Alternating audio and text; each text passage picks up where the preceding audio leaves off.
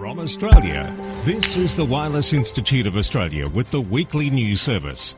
This broadcast is in text, audio and video and is accessed on wia.org.au. And the national news is for week commencing December 11, 2022.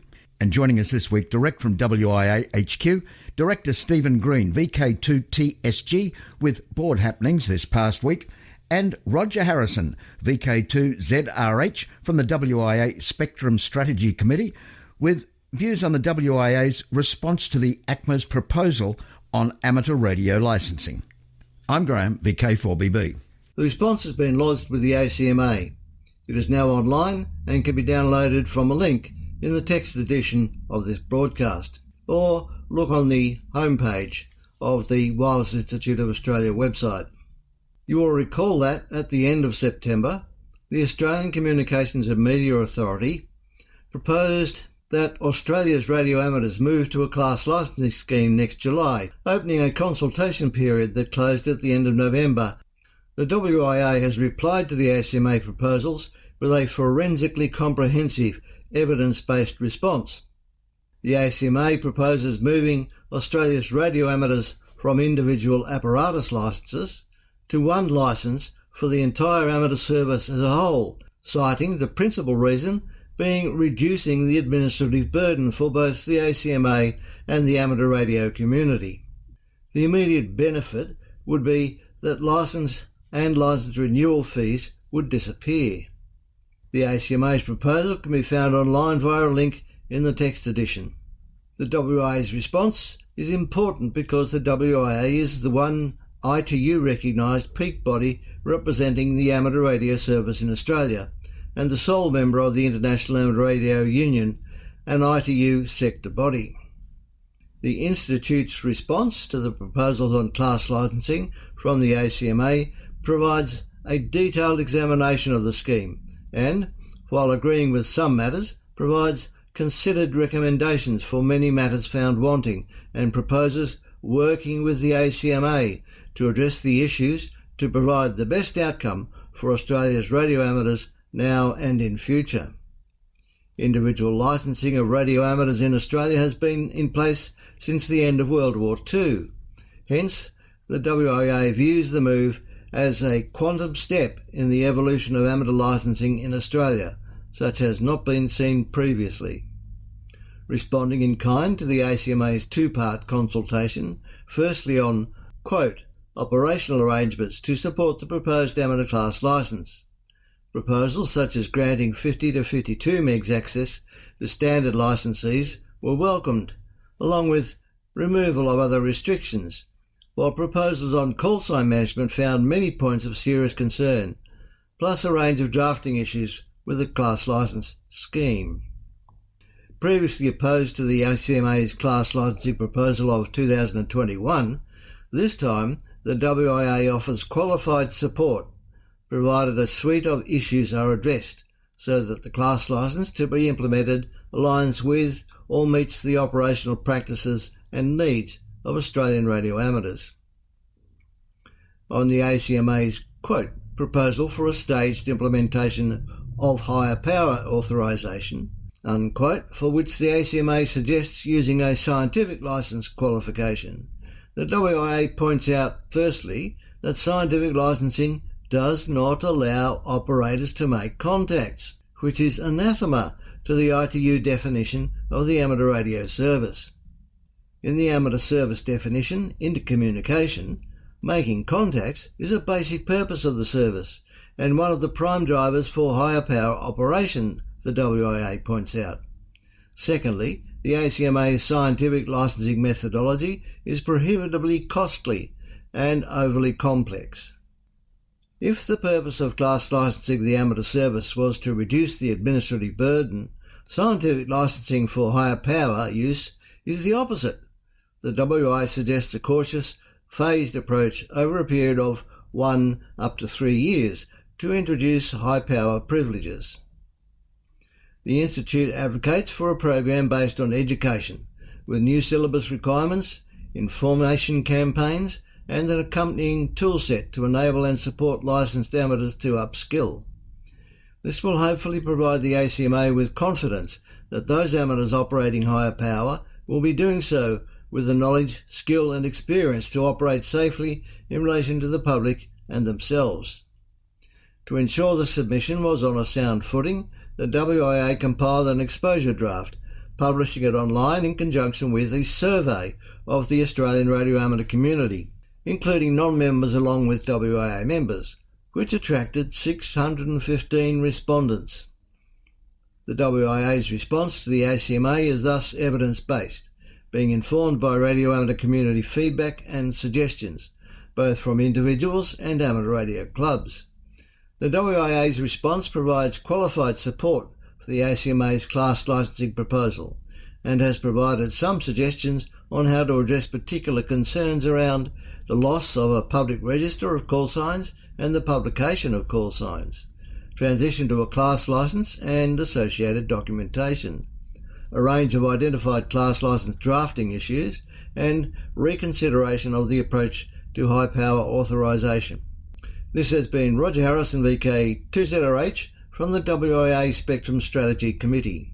Hello, this is Stephen Green, VK2TSG, one of your National Board members.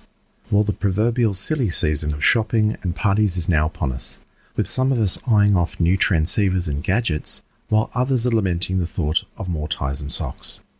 New Year's resolutions come to mind, and if you're like me, it's often hard to stick to them. Perhaps consider taking up a role related to amateur radio, be it in your local club, the WIA, or even WISN. There are so many things to be done, with roles that suit many levels of availability, interest, experience level, and so on. There are also great opportunities for learning and practicing skills that can be transferred into other workplaces too. By volunteering in groups, we're more likely to stick with it, so to speak, and really go places. Why not take a look at the National WIA website for available positions in committees and working groups? Perhaps the WIA amateur radio body in your state regarding work with broadcasts or other items, or discuss what your local club needs. Many clubs and other organisations have been holding end-of-year meetings and parties, with most closing for the rest of the month and January. Although there's a lot to do at home, it's also a great opportunity to increase our on-air activity, perhaps during a commute, at a late hour, or similar moment. Particularly, try to share a conversational QSO with those outside your regular circle who might not have many like-minded people to talk to. Perhaps you could share a small project at some point during the season, maybe an antenna, power supply, remote microphone, or perhaps talk to someone about a technical problem or join in some simple activity that people could share in. These open the doors for talking. No matter what our main interest in amateur radio is, at its core, alongside technology, is communication. Let's make that connection with each other, practice listening, and kindly responding to the people on air around us and far away. Most of you would be aware of the Are You OK Day earlier in the year, which is a terrific reminder about how to ask the question. But the truth is, Are You OK Day is every day. Let's try it. 73s from Stephen, VK2TSG. This is the home service of the Wireless Institute of Australia through VK1WIA. Now, international news with Jason, VK2LAW. Hello. Leading international news this week from Region 2. When it opens for visitors in early 2023, the Museum of Information Explosion in Huntsville, Alabama will feature a modern amateur radio station designed to educate visitors about our hobby. The station will present an interesting contrast between modern digital technology and the historic and classic gear found in the museum's other exhibits. This juxtaposition of old and new will illustrate the accelerating evolution of amateur radio and will demonstrate that ham radio is not an archaic and dying activity. The Museum of Information Explosion will allow people to explore the history of communication and computing innovation and how these technologies have shaped our modern way of life.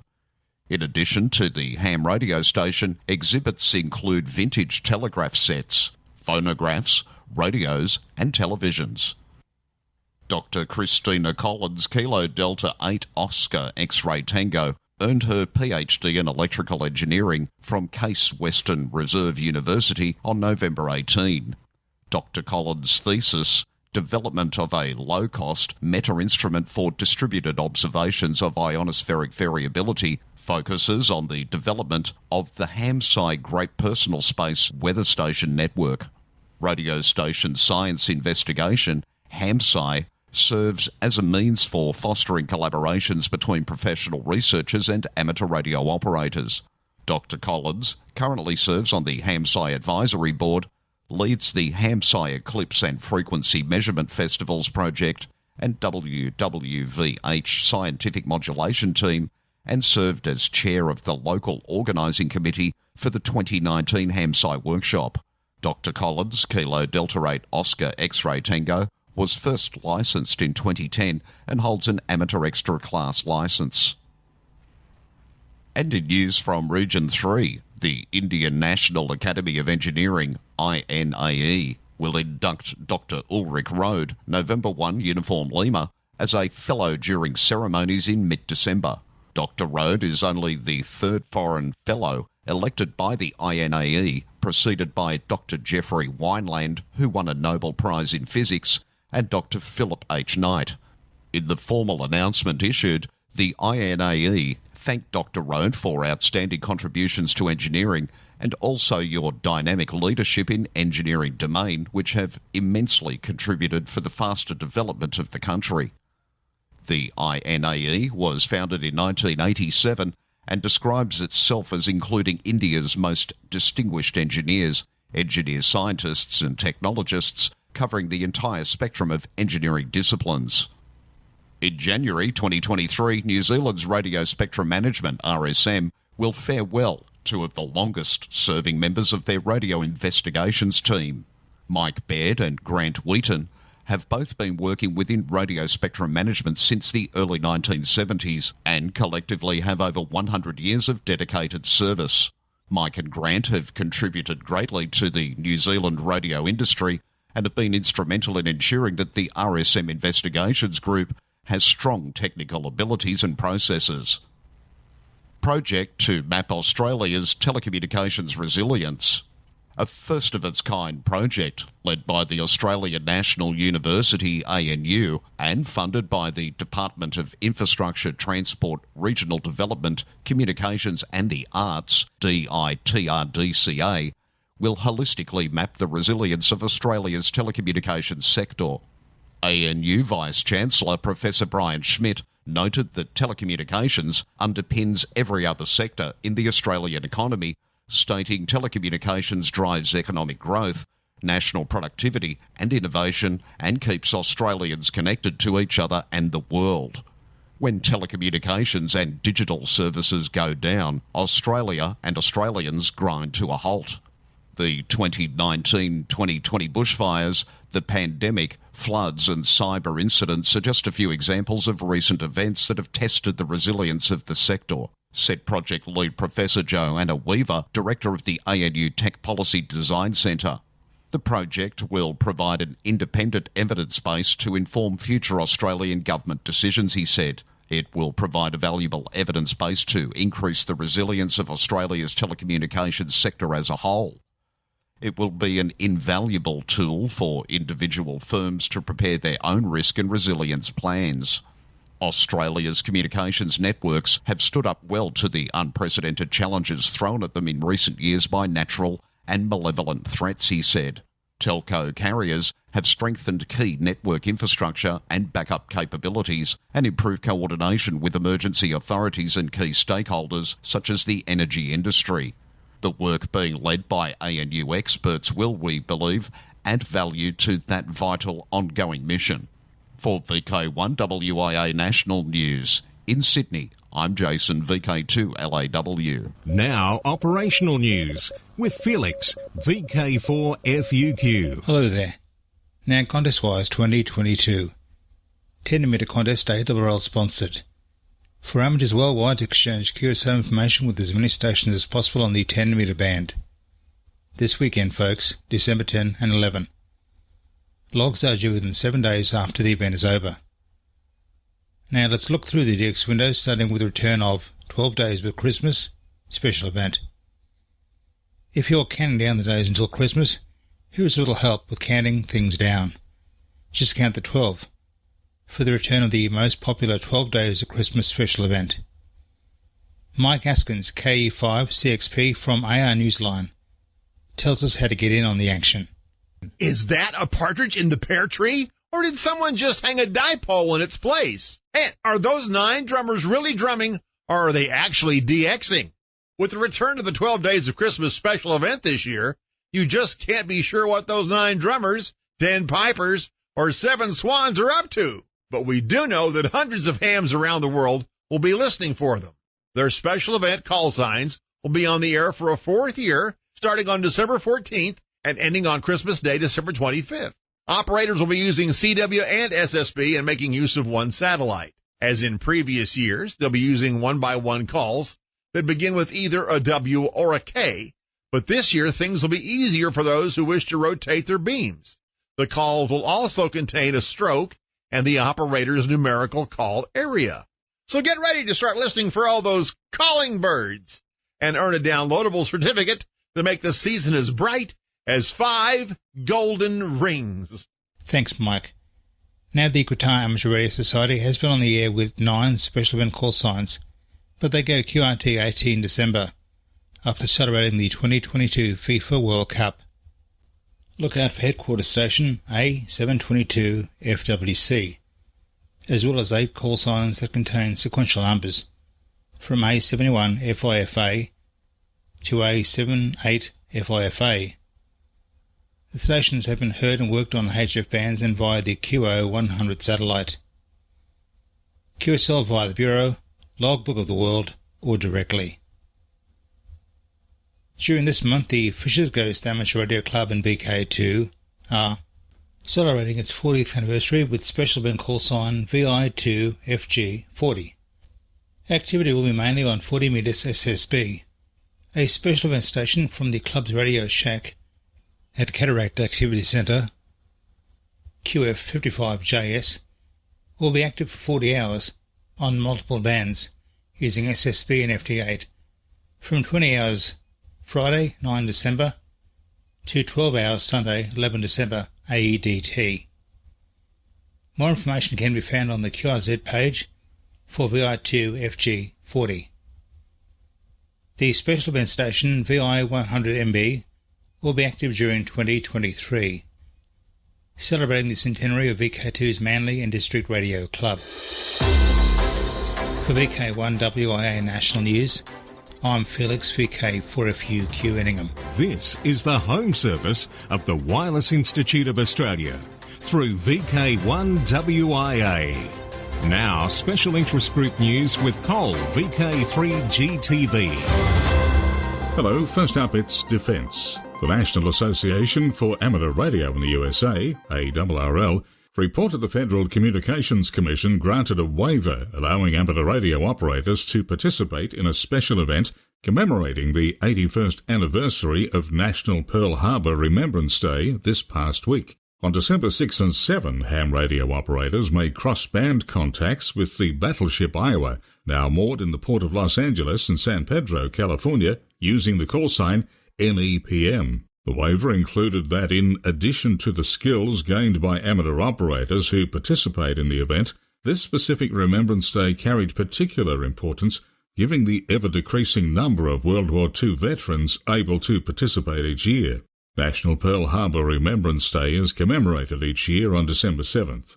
Worldwide Special Interest Group News, Summits on the Air, Worldwide Flora and Fauna Program and other adventure groups, including Parks on the Air. The Parkfest Organising Committee is pleased to announce the Pilliga Parkfest, which will be held in the Narrabri to Coonabarabran region of New South Wales on the 29th and 30th of April next year. Marty, VK4KC, has the details. What is an Australian Parkfest, you may be asking? A weekend is selected where ham radio operators who enjoy portable operations in designated national and state parks come together at a regional location where there is a concentration of such parks. These parks are activated during the day and then tall stories are shared over dinner along with socialising into the evening, usually discussing equipment and plans for the next day. It's all about enjoying the activity and enjoying the company of like-minded friends. The Dorrigo Parkfest held last May was a huge success, so we are very excited about Pilliga, and we have over 20 confirmed attending. The Pilliga Pottery Bacala Farmstay is the recommended accommodation, and there are still rooms available, along with van and tent sites. All ham radio operators are welcome to attend, and if you want to get involved in park activation programs such as PODA and WWFF, what a great opportunity to get your feet wet. There will be plenty of experienced portable operators who will be most happy to assist those who are new to this type of operating. For more information, search out the Facebook group called Pilliga Parkfest, that's Parkfest with a hyphen between the words, or email Marty, VK4 Kilo Charlie, or Alan, VK2 Mike Echo Tango, whose emails are on their QRZ pages. I'm Marty, VK4 Kilo Charlie, the Mad Dog. Thanks, Marty. Next up, it's Worldwide Special Interest Group's Final Frontier. Space Mobile has reached a milestone in its mission to build the first and only global cellular broadband network in space to operate directly with standard mobile phones, having successfully completed deployment of its test satellite and communications array, Blue Walker 3, in orbit. The goal of the network is to eliminate the connectivity gaps faced by today's 5 billion mobile subscribers and finally bring broadband to the billions who remain unconnected. BW3 is being billed as the largest ever commercial communications array deployed in low Earth orbit, spanning 64.38 square meters in size, a design feature critical to support a space-based cellular broadband network, with an expected field of view of over 776,996 square kilometers on the surface of the Earth. It's designed to communicate directly with cellular devices via 3GPP standard frequencies at 5G speeds, testing the technologies that AST Space Mobile will need for its planned commercial service. Criticalcoms.com.au say the satellite comprises a large, flat, thin array built from identical components called microns. Solar cells collect energy on one side, and on the other side, many small antennas form a phased array. Still on space news, humans have left a lot of stuff in space. There's so much stuff that space junk has become a serious problem. Much of it is defunct satellites in orbits high enough that they can't simply fall back down to Earth. But just because a satellite has died, don't think it's all over.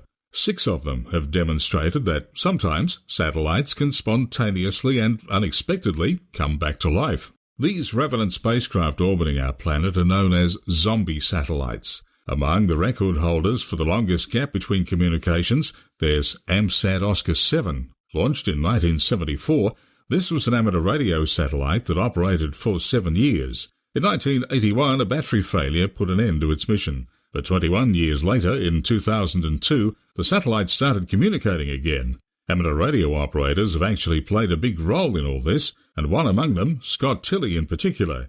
He's responsible for receiving communications from the Lincoln Experimental Satellite, LES-5, back in 2020. Originally launched in 1967 by the US Air Force, it only works when the solar panels are getting sunlight. A couple of years before that, he was able to find the Image satellite, another zombie satellite that had been lost by NASA in 2005. Worldwide Special Interest Group's ATV. Happy ending for producer of ham radio documentary. Sometimes the best movies are the ones in which it's impossible to guess the ending. This report tells us about one such movie, a documentary, and the student filmmaker who created it. Amateur Radio Newsline's Ralph Scalacci, KK6ITB, brings us her story. The 30-minute documentary that made its TV premiere on Montana Public Broadcasting on Thanksgiving Day was a production by Grace Walcott, a University of Montana student working with media arts students at the school. The film has a one-word title, Ham. Grace told Newsline it was inspired by a class assignment and, in part, by the small portable shortwave radio she listens to. It's the story of Montana's ham radio community and the reason for radio operators' devotion. She called the documentary a learning experience with everyone willing to work outside their comfort zones. Grace was producer, director, and assistant editor. The production also offered moments of radio magic. In one of her favorite moments, the crew was interviewing a ham in his shack when another ham could be heard on the air. And then there was yet another. a QSO got underway, and each learned that they'd all been interviewed for Grace's film. So, can you guess the ending? Grace, who aspires to be an independent filmmaker, now has another goal. She wants to become a ham. She's already studying with the help of Lance Collister, W7GJ, the amateur seen in the opening scenes of the film. She said, quote, "Everyone I met in the community is patiently waiting for me to get my license, and I will not let them down." End quote. This is Ralph Squillaci, KK6ITB. Thanks, Ralph. And if you'd like to see Grace's documentary, it's available on the Montana PBS website. See the link in the text version of this week's news at wia.org.au. Worldwide Special Interest Groups, Faith, using ham radio on the farm. Ham radio, a practical and useful tool for an intentional community. The folks at the farm, as described on the back of the QSL card the radio crew sends out, is a religious community of 800 people in southern Tennessee, the largest and most successful beatnik community in the world, and is self-supporting. MotherEarth.com reported way back in 1974 on ham radio and the farm, and noted the farm's members started their journey on and off air in 1971 on their 1,700 acres in Summertown. And as Albert WB4BWR says, it looks like we're here to stay. The community's first major use of radio was to keep in touch with its rock group, the Farm Band, which tours all over the USA. This is especially important for Ina May, the farm's head midwife, who travels with the band and uses its ham rig to talk with the other midwives back home. Worldwide Special Interest Groups, YOTA. Youth-operated stations around the world are part of a special event celebrating youth in amateur radio during the month of December. Alec, VK2APC, joins us again this week. We amateur radio operators, 25 and younger, are on the air as special event stations around the world throughout December in celebration of youth in amateur radio. YOTA Month stations are on all bands and modes at various times. Over in the United States this year, call signs on air are now once again K8Y, K8O, K8T, and K8A. Argentina has been heard active as LR1, YOTA, Canada VC3 YOTA, and VB7 YOTA. El Salvador YS1 YOTA, and Honduras as HQ2 YOTA. In the UK, the RSGB will be hosting GB22 YOTA on Saturday 17th December as part of YOTA Month. Now, we may be here in VK land. Amateur radio operators here should be listening for and contacting these stations, as well as all call signs ending in the letters YOTA across the globe. Overlapping with YOTA Month is Round 3 of the YOTA contest, which is on the 30th of December 2022 from 1200 to 23:59 UTC. For VK1 WIA National News, I'm Alec, VK2APC in Sydney. Now back over to you, Cole. Thanks, Alec. More information about YOTA Month, specifically in the Americas, can be found at youthontheair.org. Worldwide Special Interest Groups, Radio Amateur Oldtimers. The Quarter Century Wireless Association, QCWA, celebrated its 75th anniversary last Monday, December 5th. Founded in 1947, QCWA's mission includes promoting friendship and cooperation among amateur radio, wireless operators, who were licensed as such at least a quarter of a century ago. QCWA is hosting the members-only Worked 75/75 Members Contest from December 5, so it's happening right now, through to February 18, 2023. The contest encourages QCWA members to contact a minimum of 75 QCWA members during the contest period. All contest entrants will receive a special certificate, and additional information is available via the link we like in this week's WIA National News. For VK1 WIA National News, I'm Col, VK3GTV. And just like that, we've reached the end of WIA National News for yet another week. We will catch you the same time next week, and don't forget, walk softly. I'm Graham, VK4BB. From Australia, this has been the Wireless Institute of Australia with the weekly news service. This broadcast is in text, audio and video and is accessed on wia.org.au. Courtesy of Bevan, VK5BD's ATV and YouTube channel, this has been WIA National News. We're back now, live and local, and your voice, your callbacks. And don't forget, tick like.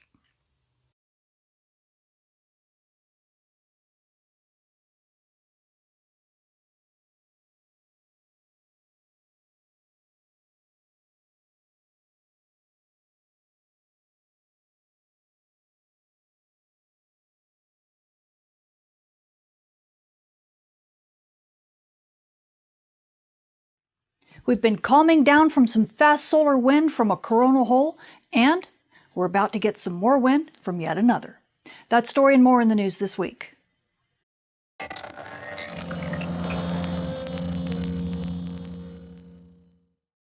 This space weather forecast is sponsored in part by Millersville University. Come get certified in broadcast space weather. Visit millersville.edu/SWEN. Space weather this week looks a little bit like wash, rinse, and repeat. As we take a look at the Earth-facing disk, right about the beginning of the month, we had this massive coronal hole that rotated through the Earth strike zone, and it sent us some fast solar wind and gave us a bit of aurora. And as we take a look at the sun now, my goodness, it's like a double take. Yet we have yet another coronal hole that's going to be rotating into the Earth strike zone and give us some fast solar wind over the next couple days. So aurora photographers, if you didn't get a chance to get some aurora, this might give you yet another chance. This hole looks like to be a little bit larger, so we're going to keep our fingers crossed that it can give us some aurora down to mid-latitudes, at least for maybe a day or so. Now, the nice thing is that it's not the only thing that we've got on the menu. We have a couple big filaments that we're also watching, because if they erupt, they could be some Earth-directed solar storms. And we have a few bright regions on the Earth-facing disk. In particular, region 3153, that is the big M-flare player right now. It hasn't done anything but just pop, pop, pop, pop.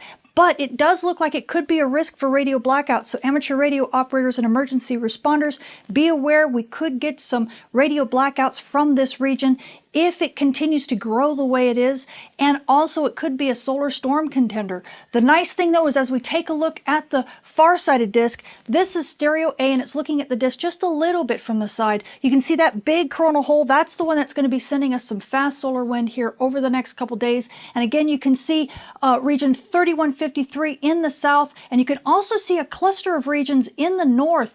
They've actually been giving us, or launching a few small solar storms, not really big ones though, but we've got some more regions even behind them. So if we don't get any activity from these regions because they're a bit too busy kind of just popping off instead of giving us anything substantial, we do have more chance coming around, and this means solar flux is going to stay up into the good range, and it means we can't let our guard down when it comes to radio blackouts.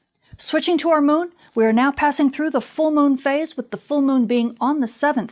And by the 13th, the moon will still be about 75% illuminated. So you night sky watchers, if you want to catch those dim objects in the sky, well, you're going to have this bright companion to contend with. So you're going to need to check your local rise and set times.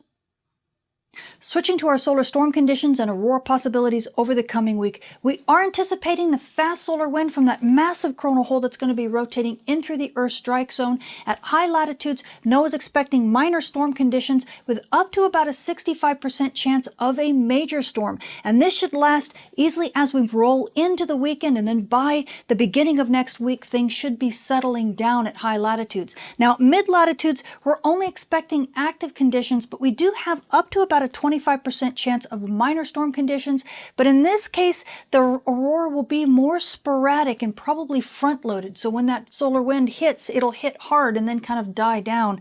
And then, sadly, what that means is that as we roll into the weekend, things will likely have already quieted down for mid-latitudes. However, we do have our eyes on a few filaments that look like they could be erupting pretty soon, and we also have some very interesting activity with some of these active regions that could be launching solar storms, and if so, these conditions could change quite quickly.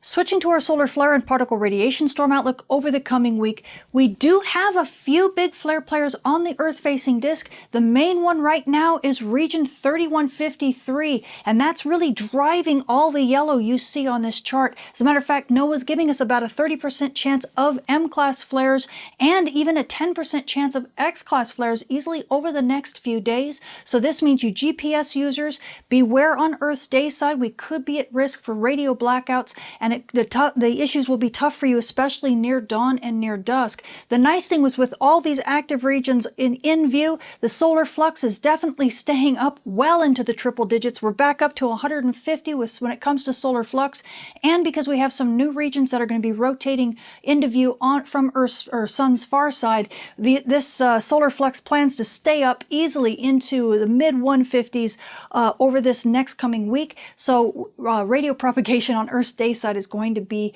top notch. Now, also because we do have that big flare player, we do have a slight risk right now of radiation storms. It's only about a 5% chance for an S1 level right now, but that will likely continue as region 3153 rotates to the sun's west limb. So if you're a frequent flyer, beware. Everything is nice right now, but just stay vigilant because conditions could change. So the space weather this week is looking a bit like a double take. Once again, we have a big coronal hole that's rotating in through the Earth strike zone, and it's going to be sending us some fast solar wind.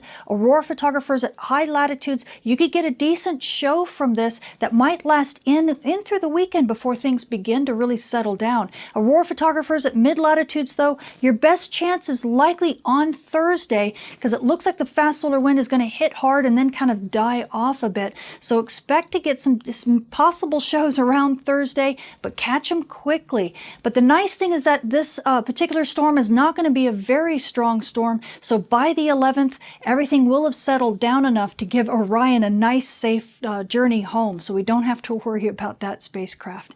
Now, amateur radio operators and emergency responders, well, you know, things are looking pretty good for you. We're up into well into the triple digits for solar flux, which means good radio propagation on Earth's day side, and we have even more regions that are going to be rotating into Earth view over this next week, which means that we're going to continue to have that solar flux maintain its level easily in the mid 150s. So that's good news. The only issue we have to worry about now, and this is an issue for both radio operators and GPS users, is that we do have a couple big flare players on the Earth-facing disk, mainly region 3153, and this means we do have a risk for radio blackouts. So especially you GPS users, you're going to need to stay vigilant anywhere near dawn and near dusk, and also on Earth's night side once that storm hits, anytime you're anywhere near Aurora.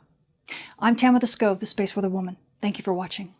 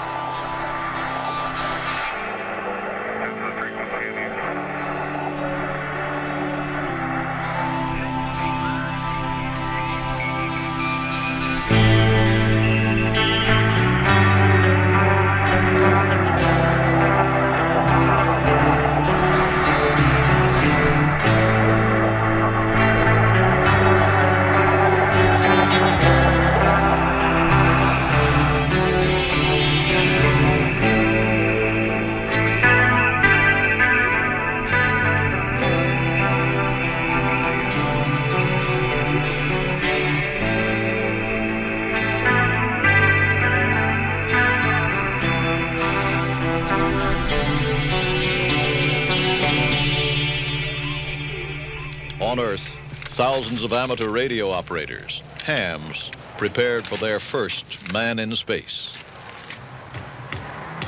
On orbit day 3, excitement peaked among hams all over the world.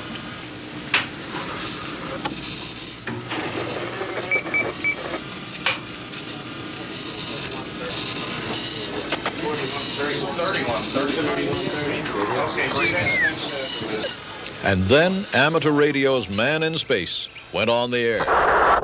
This is W5LFL in Columbia. W5LFL in Columbia, orbiting the Earth at an altitude of 135 nautical miles. Passing over the U.S. West Coast and calling CQ. So W5LFL in Columbia is calling CQ and standing by. Go ahead. W5LFL, WA1JXN, WA1 Japan, X-Ray Norway, Frenchtown, Montana. WA1JXN, standing by. Hello, W1JXN. This is W5LFL. Picked up your signals fairly weakly. I think our attitude is not really the best as yet, but you're on first contact from orbit. WA1, Juliet, X-Ray November.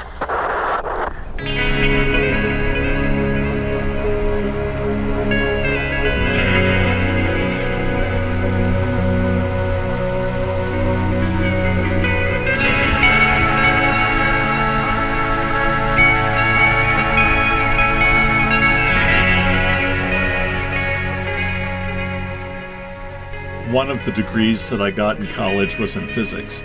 So I've always been interested in science, and I've always been interested in nature.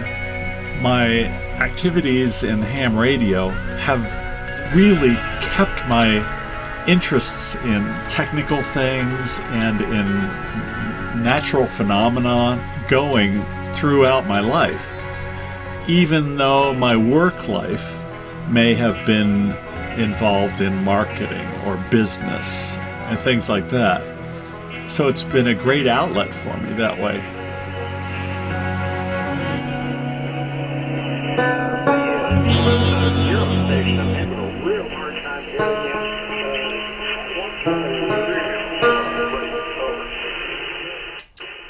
It seems to bring the news or the word right here.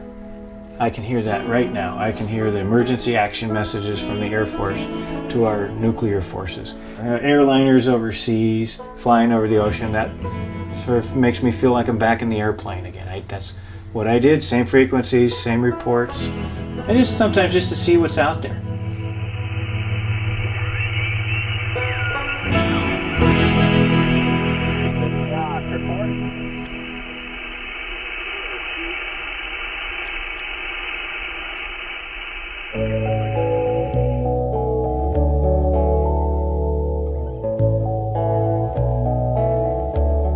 I've only been here for 5 years. All of the amateurs that I have met in my time here are fantastic people. They are giving, they are welcoming, they share the whole fraternity, camaraderie, but I've tried to do the same thing. Some of these are people that are new into the hobby, and I've tried to help them find equipment, help them with antennas. I'm trying to promote amateur radio. I'm not involved in an amateur radio club, mainly because I can't keep the schedules. I don't want to be involved in something that I know I'm not going to be faithful to.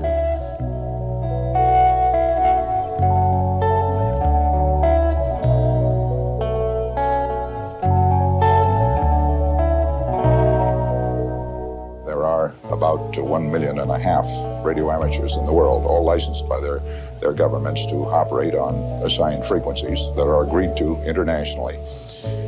The advantages, of course, of being able to do this is that we radio amateurs are the only group of citizens in the world who can communicate freely across international borders, speaking with one another from the privacy of our own homes using our own equipment.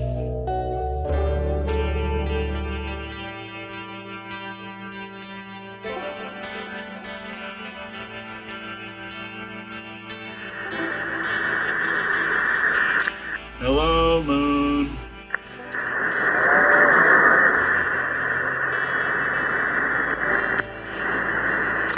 Hello, Moon.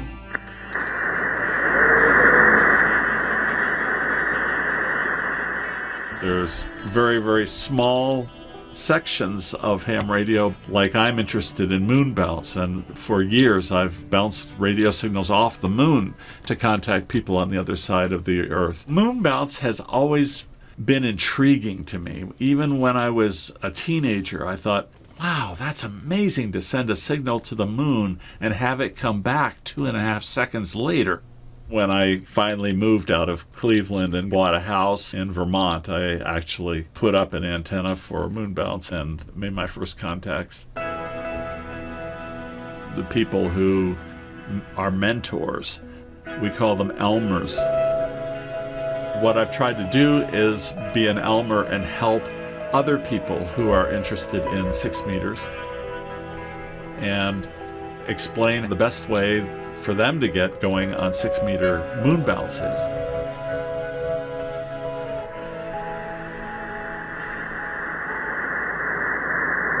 This is Grace. Goodbye, moon.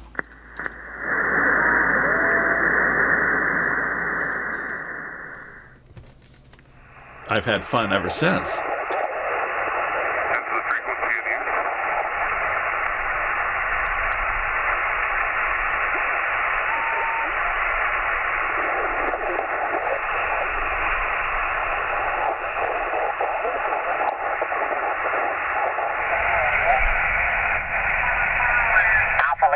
Kilo Charlie. Okay, Alpha Lima 7, go ahead. Alpha Lima 7, Kilo Charlie. Hello. Hi, AL7 Kilowatt Charlie. Alpha Lima 7, Kilo Charlie. This is KR7Q. You are 5 and 7 in western Montana. My park reference is K0402, and I hope that you're probably in Alaska. Over. Well, I hate to let you down, but yes, I'm in Alaska. Yeah, I'm not one of the spoofers. You're about 5 and 4, 54 Alaska.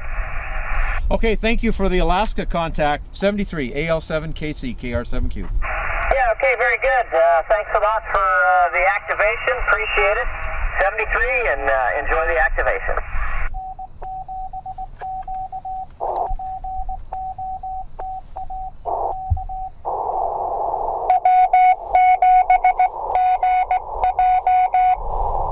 Jeez, it's Lance again. Jeez Louise.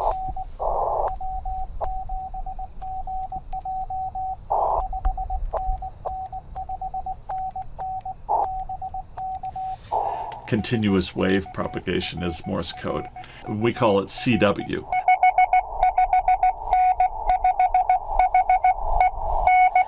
I got to the place where using a microphone and talking to other people, I got disenchanted with it. It just kind of lost its pizzazz.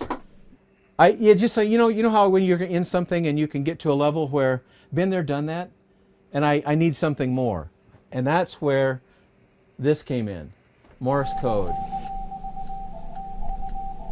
and that's the only thing. You hear that, and you send that.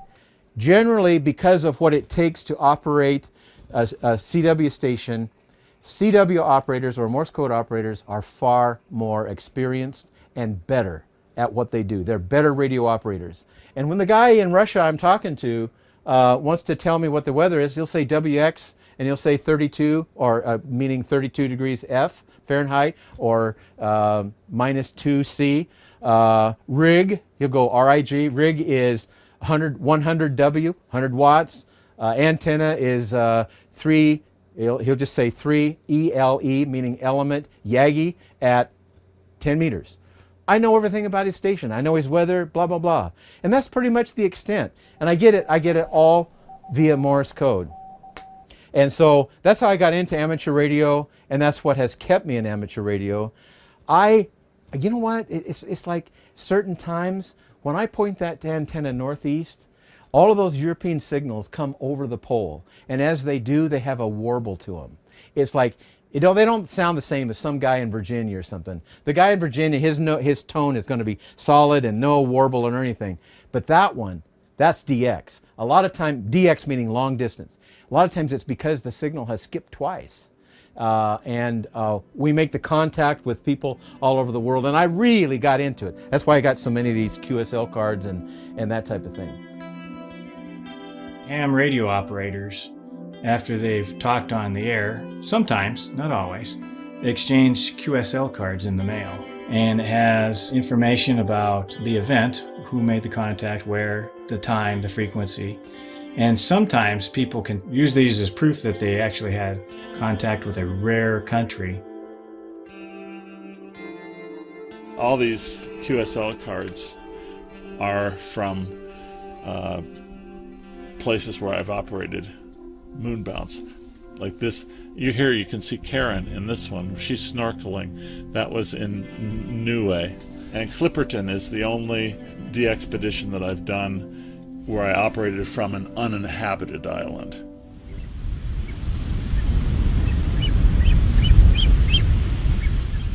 When a ham radio person or group of people go out to activate a spot that's a long way away, the expedition to go do that, we call them de-expeditions. These de-expeditions that people do, that ham radio people do, are just either just to have fun, or to activate a state, or to activate a new country. In 2007, after I recovered from a near-death experience with cancer, I decided it would be fun to give back to the community by activating some of these rare countries that had never been activated, that people were interested to contact.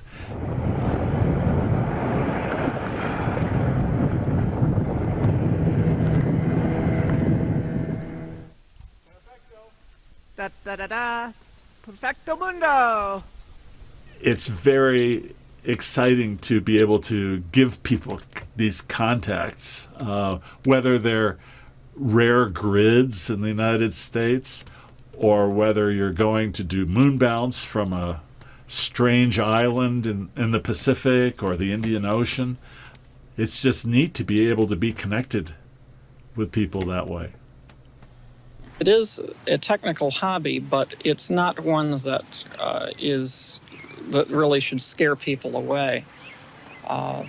Most amateurs today are using equipment which is manufactured. They assemble it into a station which meets their particular needs, but this isn't any different than, for example, the hi-fi enthusiast who has a wide variety of equipment available and puts together the components that meets his particular needs. And I don't think most of us regard hi-fi as being that technical that we would shy away from it for that reason.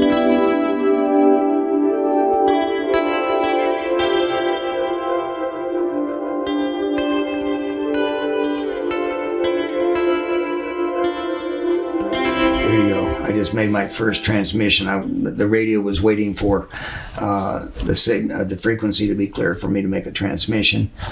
Okay, he didn't answer me, so I'm calling him again now. Okay, this guy is on 14347.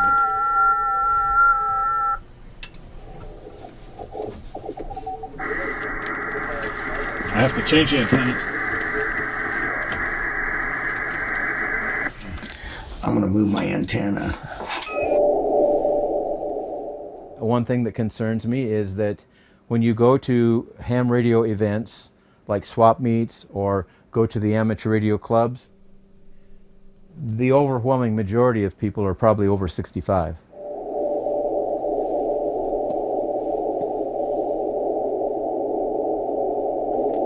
That's him. I would go back to him, but it's not working.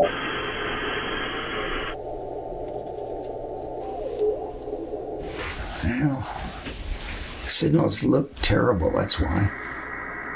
Often the signals just, if you're too close to them, they'll skip over you, and that's what's happening here. I'm trying to find a good example for you, but every time you operate the radio, it's a training exercise so that you can do it better each time.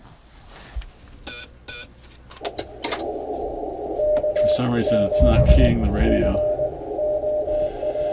I'll have to work on that on my own and tear everything apart and find out why it's not working anymore. grow, getting gray, and getting new people in the hobby is kind of a tough sell. There's a lot of other competition with the internet and cell phones and cell phone apps.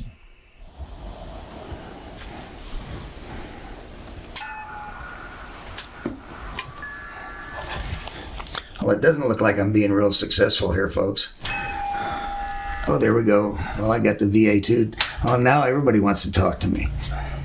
People get the idea that amateur radio is dying.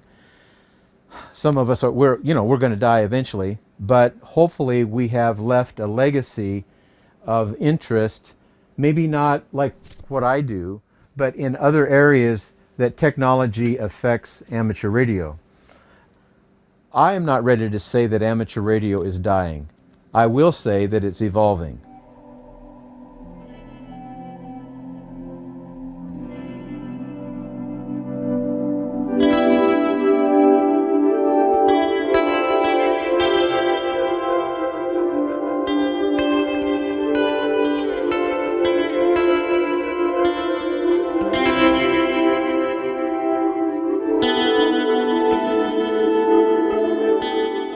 I have friends that I made 45 years ago that are still very close friends. Even though I've moved, we communicate via radio, we keep in touch. That's a big deal. I'm hoping that we can pass that spirit of fraternity and community and friendship on to the next generation. And usually everybody understands that to get here, you had to make some kind of an investment of your time to get your license. And then the first time you get on the air and you pick up the microphone, that's an intrepidating experience. I remember, man, all these other guys that have been in it forever, what if I make a mistake? What if I say something stupid? And they think, well, you got to put all that in your hip pocket. Hello, CQ, this is KR7Q. That's where you start. And from that point, relationships start building. Let me see. Anybody listening on 5.2 Simplex today, KR7Q?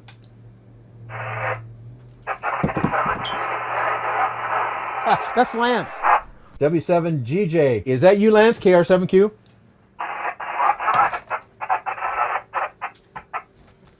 Let me see if I can get the house turned around here a little bit and point it at you. Are you copying me, Lance? Over.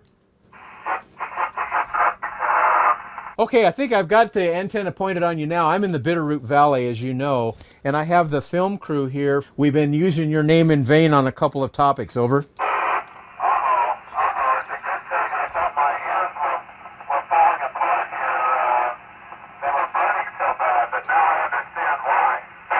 Yeah, exactly right. Exactly right. Well, we're having a great time, and let's see, you are in Frenchtown, is that right? Yep, that's right, Dennis. KR7Q, W7GJ in Frenchtown, Montana.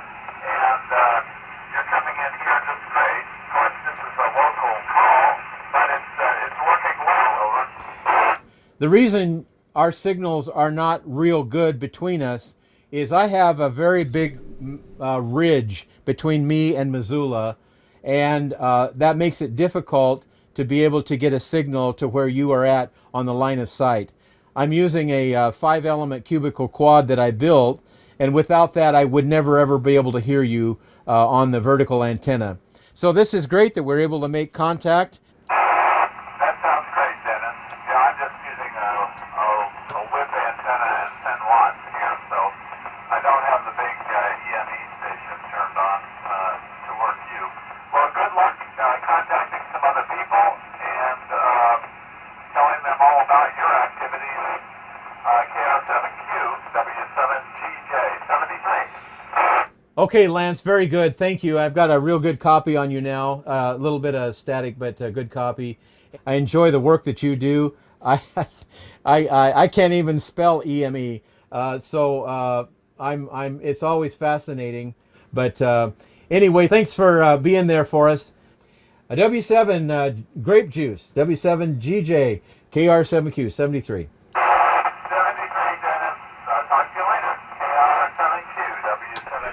That's great. That might stir up somebody else. Anybody else listening on frequency? KR7Q. And there's the old dog himself. How you doing, K7MSO? I'll see if I can turn the house around a little bit. I got all your friends from the college here. Over. That was a lot of fun. That really made my month, I would think, having them come by and do their thing. And not much going on here today. Just kind of cleaning things up. Over. Very good. Well, thank you for putting us in contact together. Anyway, Mike, we're going to make sure that Grace here follows through with her commitment to get her licensed, okay? Okay, yeah, I've talked to different people, and we've made it a priority to help her in any way we can. That's wonderful. And good luck on that, Grace, and hope to be seeing you soon on that. I'll let you guys get back to chatting. This is K7MSO in Missoula. Thanks again for your input on this.